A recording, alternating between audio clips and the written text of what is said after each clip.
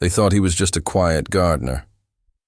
But when they touched his wife, they woke up the Navy SEAL he tried to bury. Before we begin, where in the world are you watching from? Subscribe if stories like this speak to you. Residents of Oak Ridge Lane saw him every morning, bent over the flower beds near Lot 14, trimming marigolds or untangling vines with the kind of care most men reserved for their grandchildren. He moved slow, with a deliberate limp in his left leg. His face was half hidden by a sun hat, and his tan work shirt hung loose over a wiry frame that once knew war. They called him Mr. Nash. No one knew if that was his first or last name. To the HOA, he was a nobody, a tenant, not an owner. He didn't attend meetings, didn't pay dues, and didn't bother anyone. He lived in the back unit of a modest duplex with his wife, Laura. She had kind eyes and shaky hands from Parkinson's. Her garden was her world, and his. They'd been in Oak Ridge 5 years, peaceful years, until the new HOA board came in. They called themselves the Oak Ridge Order. Young, ambitious, eager to enforce every outdated landscaping rule with military precision. Ironic, considering none of them had served a day in uniform. The first warning came in the form of a red sticker on their garage door. Section 8B violation, unauthorized plant growth. Laura cried. Nash peeled it off wordlessly. The second was a formal letter taped to their mailbox. The third was a man. Derek Finley, HOA compliance officer. 32, polo shirt tucked into cargo pants. Walked like he owned the cul-de-sac. He showed up while Nash was trimming the roses. You can't have these over the curb line, Derek said, chewing gum. Nash didn't look up. It's a rose bush. It's a code violation, Derek replied, snapping a picture. Next one comes with a fine. The old man nodded once. Understood. But Derek didn't leave. He circled to the backyard. Laura was sitting by her. Sunflowers, watering them carefully. Derek walked too close. Ma'am, he barked. This retaining wall is 2 inches too high. You'll need to… She flinched. Her hand trembled, knocking over the watering can, and Nash stood up. He moved, faster than anyone had ever seen him move. By the time Derek turned around, Nash was behind him, close. Too close. Step away from my wife, he said calmly. Derek blinked. Sir, you've delivered your warning. Leave the property. Derek looked him over, smirked, and stepped back. Sure, whatever, old man. He left. But Nash didn't go back to pruning. He walked into the garage, turned the lock, opened a cabinet. Inside were things he hadn't touched in years. A patch, a folded flag, and a black duffel. Bag marked, SEAL Team 4. He closed the door behind him. Tomorrow they'd come back, and next time they wouldn't knock. The sun rose slow over Oak Ridge Lane, casting long shadows across neatly trimmed lawns and rows of regulation-approved hydrangeas. But behind the duplex at Lot 14, something had shifted. Nash stood in the garage, staring down at the duffel bag like it was an old enemy. He hadn't unzipped it in over a decade. Not since his final deployment. Not since the day he walked away from the only life he'd ever known. He didn't miss the missions. But he missed the clarity, the silence before a breach, the stillness before chaos. He unzipped it. Inside, a pair of combat gloves, a rusted multi-tool, a coil of 550 cord, and a laminated photo. 3 men in desert camo, smiling like the sand wasn't trying to kill them. One of them was him. The others were ghosts now. Laura entered quietly, her voice barely above a whisper. Are you okay? He zipped the bag halfway shut. They'll be back. You don't have to do this, she said gently. He looked up. Yes, I do. He spent the morning cleaning, not the garden, the perimeter. Reinforced the wooden gate, moved the trash cans to block the side path, rewired the motion lights. Old habits resurfaced like muscle memory. Each movement mechanical, efficient. At noon, a notice appeared on their front door. Final warning, non-compliance will result in legal action. At 3:17 p.m., Derek returned, but he wasn't alone this time. 2 other compliance officers flanked him, both in matching Oak Ridge polo shirts. One carried a clipboard, the other carried zip ties. Laura watched from the kitchen window. Nash stepped onto the porch, arms crossed. "This your idea of protocol?" he asked. Derek sneered. "This is enforcement. You're on private property. You're in violation." Nash stepped down, slow. "You need to leave." The guy with the zip ties grinned. "Or what?" That's when Nash flicked the switch by the door. The sprinklers activated, but not with water, ink spray. Industrial-grade marking dye used on trespassers in Afghanistan. Derek yelped, stumbling back, arms flailing. The clipboard guy slipped on wet grass. The one with zip ties dropped them and ran. Nash didn't smile, didn't gloat. He just stood. There, the hose nozzle in one hand, watching them retreat. Laura opened the screen door behind him. "You okay?" He nodded once. "They'll escalate." That night he pulled out a map of the neighborhood, marked routes, entry points, weak. Fences, because this wasn't about roses anymore. It was about lines crossed and how far he'd go to protect the only piece he had left. The next morning, Nash was up before the sun. The sky was still gray and cool, and the dew hadn't lifted from the grass. He wore the same boots he'd packed away 15 years ago, the leather stiff but familiar. His breath was steady, calculated. Laura was already awake, sipping tea in the sunroom, her eyes fixed on the garden, but her mind clearly elsewhere. He walked over and kissed her forehead gently. "They're not done," she said. "I know." Nash didn't eat breakfast. He checked the sensors he'd installed overnight, motion alerts routed to a silent pager in his pocket. He wasn't building traps, just awareness. It was always about information first. Power came later. By 8 a.m., Oak Ridge Lane was its usual. Suburban calm, dog walkers, sprinklers, the low hum of someone mowing across the street. But Nash knew better. Calm was when men made mistakes, and mistakes were coming. At 9:47 a.m., a white pickup rolled into the cul-de-sac. No logos. 2 men in beige polos stepped out. Not HOA, not neighbors. Hired. One checked his phone. The other adjusted a tactical flashlight clipped to his belt. From his window, Nash tracked their every step. He didn't call the police.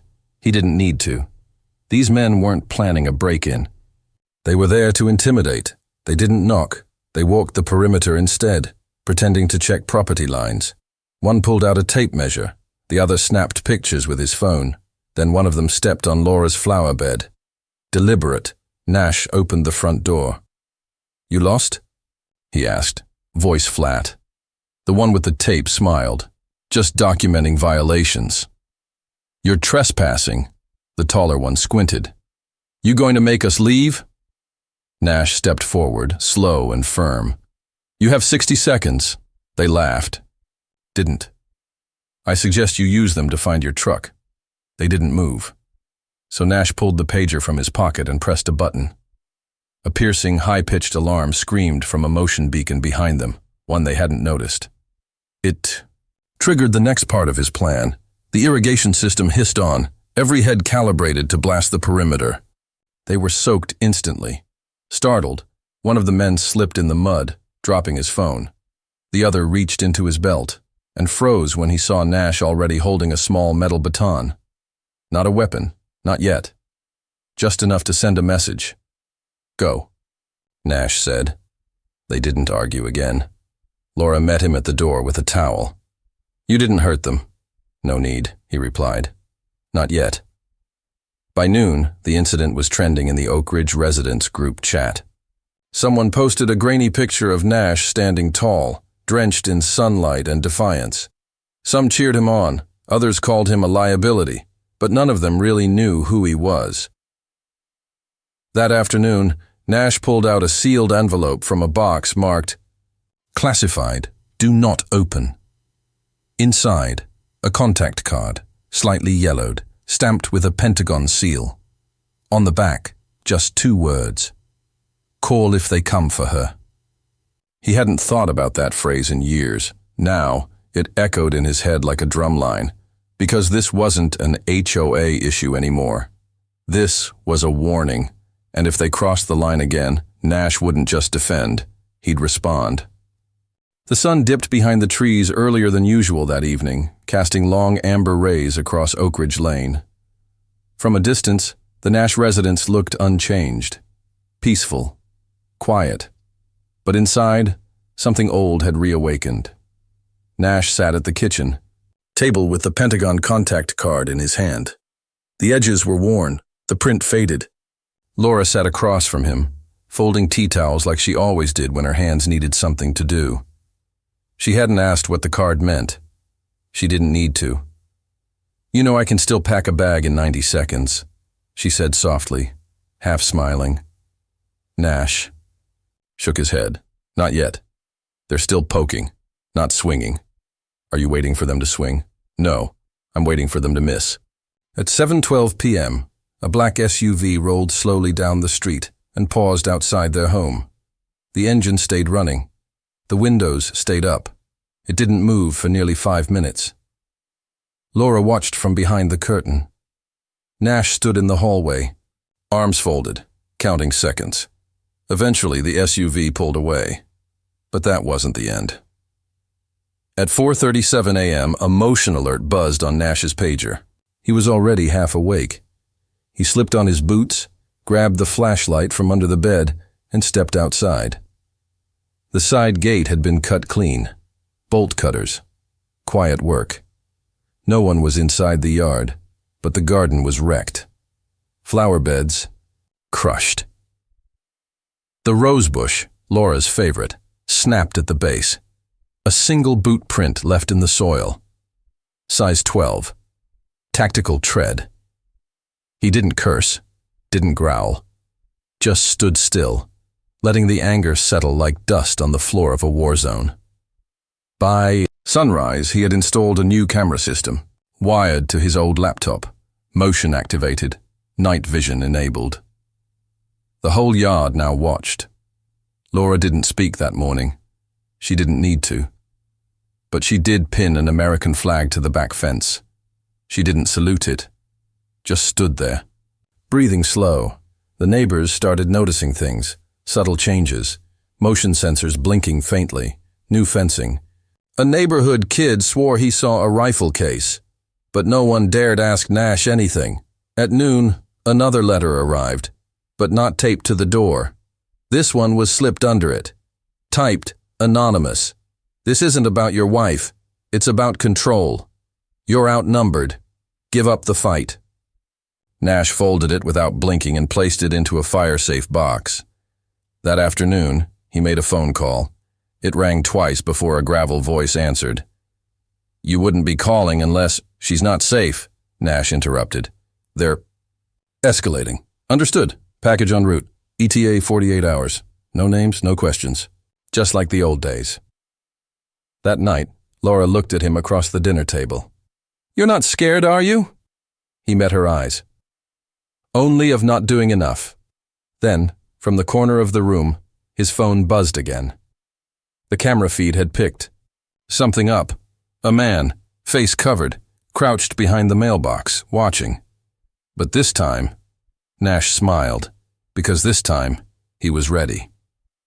The man behind the mailbox stayed for 23 minutes. Nash knew because the camera system logged every second. The intruder didn't move much, just shifted his weight, adjusted the collar of his hoodie, and occasionally peeked around like he thought no one was watching, but someone was. Nash had rigged an alert system not just to notify, but to record, catalog, and cross-reference every entry. And this guy had been here before. Twice. At 3:41 a.m. and 2:19 a.m. on separate nights, always crouching, never acting, always watching. Now Nash was done waiting.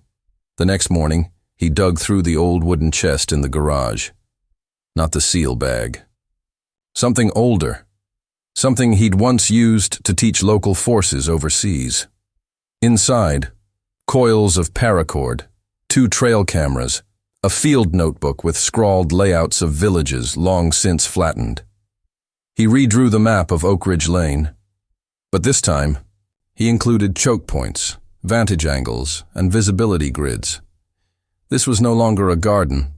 It was a battlefield. Laura caught him sketching. "You're not planning anything dangerous," she said more as a prayer than a question. "I'm planning to stay one step ahead." That afternoon, the SUV came back. This time, Nash didn't watch. From behind curtains, he stepped outside, slow and steady, and walked to the edge of the lawn. The SUV idled.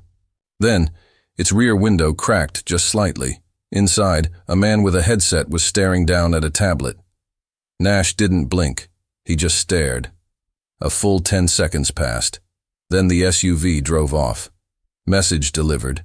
Message returned.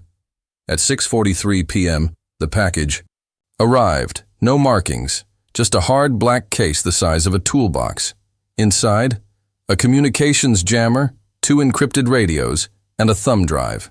The drive contained audio logs, evidence, recordings of HOA meetings, unofficial calls, and disturbing phrases like force compliance and collateral approval.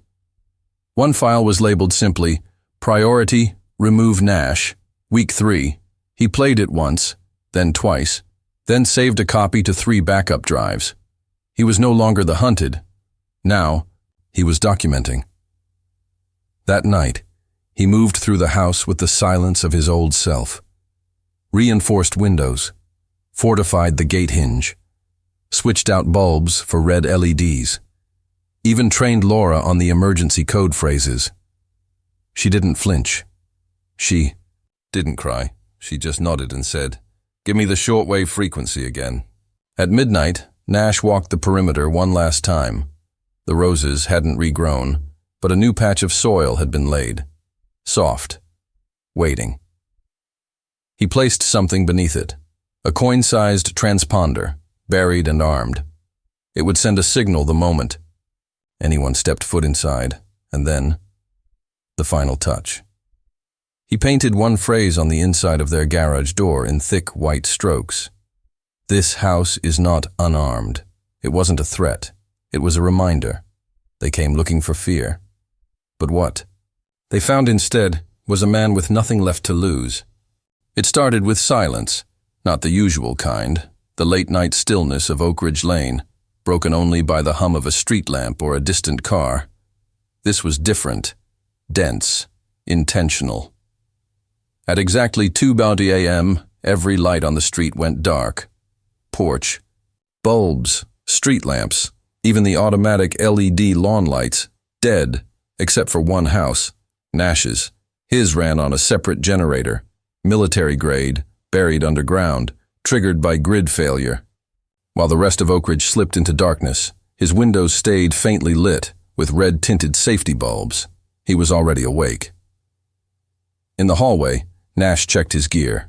Not weapons, though he had them. No, tonight was about information, reaction, time, control. Laura sat on the couch, a blanket over her legs, police scanner crackling softly next to her. "They cut the grid," she said, eyes sharp. "That's new." "They're testing limits," Nash replied. "They'll push harder. Motion alert. Side yard." He pulled up the camera feed. 3 shadows, dressed in black, faces covered. 2 entered from the west, scaling the low fence near the Myers house. The third came up the driveway, flashlight covered with red cellophane. They moved like they'd trained, but not like soldiers. Rentals. Probably ex-mall security or private contractors who failed out of basic. Armed, but sloppy. Nash stepped into the garage and unlatched the breaker box. Switch 3 engaged. The backyard floodlights blazed on, blinding white. The men froze. One dropped his flashlight. Another stumbled over a flower pot. The third raised something. Nash zoomed the camera. A taser. Nash pressed another switch. The sprinkler system hissed to life again, this time rigged with tear gas cartridges, a non-lethal defense but potent, enough to blind and disorient. The 3 men panicked. One tried to jump the fence and landed flat on his back. Another ran straight into a rose trellis, The last bolted toward the porch and stopped cold when Nash opened the door, calm and quiet. He didn't say a word. He just held up a remote control. The man backed away, muttering curses, hands raised. Behind Nash, Laura stood. She was holding a camcorder. "You're all on tape," she said. "Smile." They vanished within seconds. By 2:19 a.m., the entire street was quiet again. Nash closed the door, locked it, and turned to Laura. "You okay?" She nodded. "You?" "I've had worse nights," he said. "In Fallujah." He sat at the table and downloaded the footage onto a flash drive. Label, breach attempt. 3, he wasn't calling the police. Not yet. They'd asked too many questions. About the gear, about the training, about the man who shouldn't know any of this. Instead, he sent the footage through a private channel, one only a few of his old team had access to. Then he picked up a pen and began to write something he hadn't written in years. "To whom it may concern, should anything happen to me or my wife, this footage is to be released to the public. This is not paranoia, this is protocol." Because the battle had shifted. No longer was it about keeping peace. Now, it was about surviving the siege. The next morning brought a strange kind of calm. No alarms, no movement. Just birdsong and the faint hum of a delivery truck backing out down the lane. It felt wrong. Nash sat in the backyard, watching the shadows shift on the grass. Laura was planting again. Her hands trembled, but she never dropped a stem. Even as the rose trellis lay bent beside her, she worked with the quiet grace of someone who'd rebuilt more than once. At 10:14 a.m., the mail arrived. Nothing unusual at first. Glance, bills, a magazine subscription no one remembered signing up for, and a plain white envelope. No return address. No stamps. Hand-delivered. Nash opened it carefully. Inside, a photo. Grainy.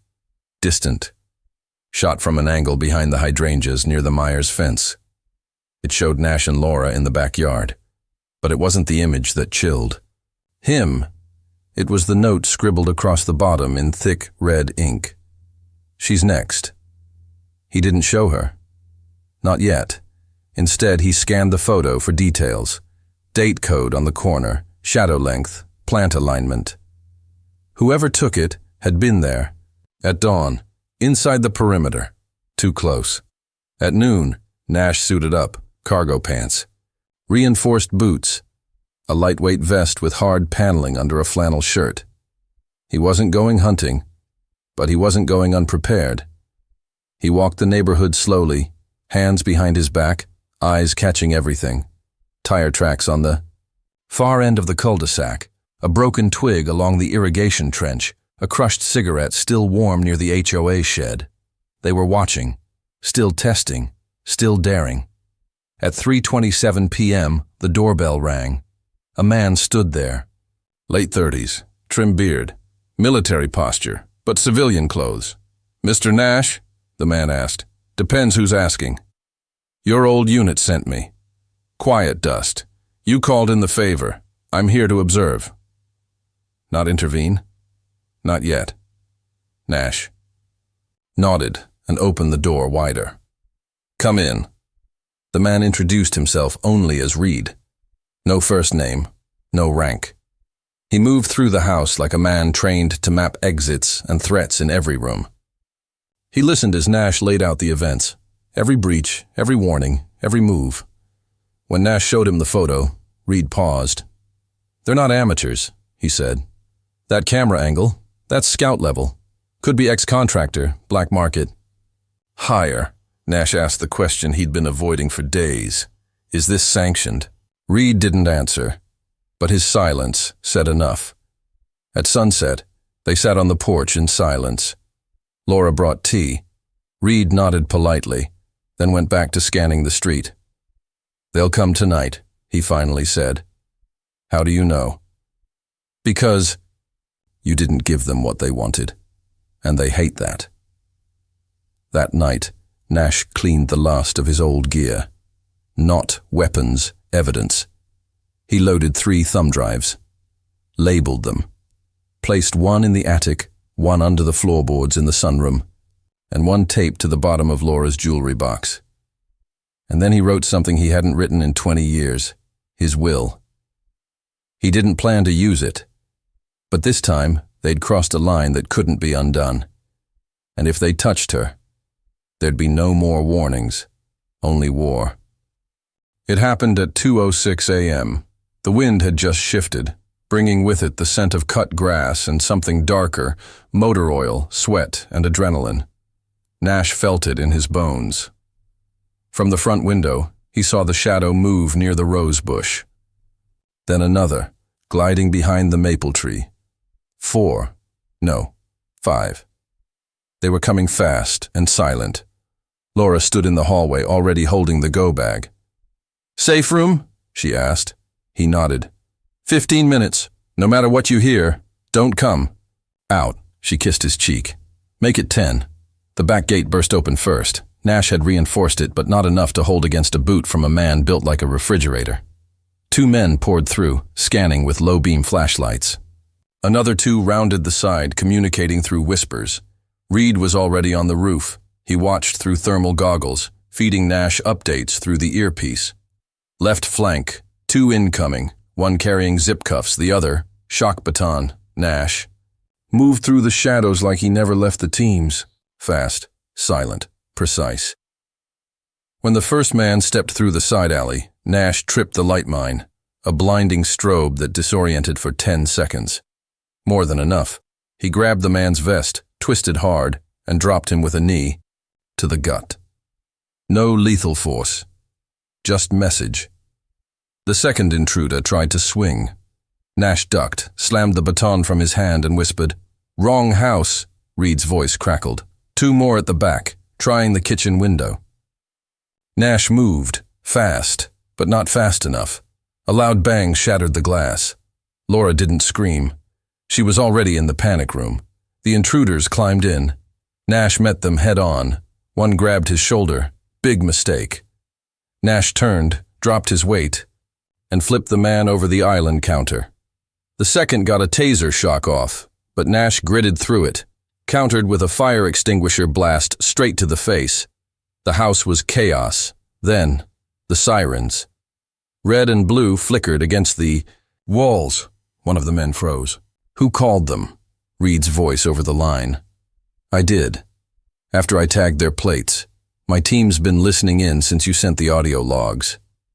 SWAT moved in within minutes. 3 intruders were cuffed on the lawn. 2 others dragged. Out bleeding but alive. Nash stood in the doorway, bruised but unbroken. Laura emerged, calm but shaking. A paramedic checked her pulse. "You all right, ma'am?" She nodded. "My husband's been through worse."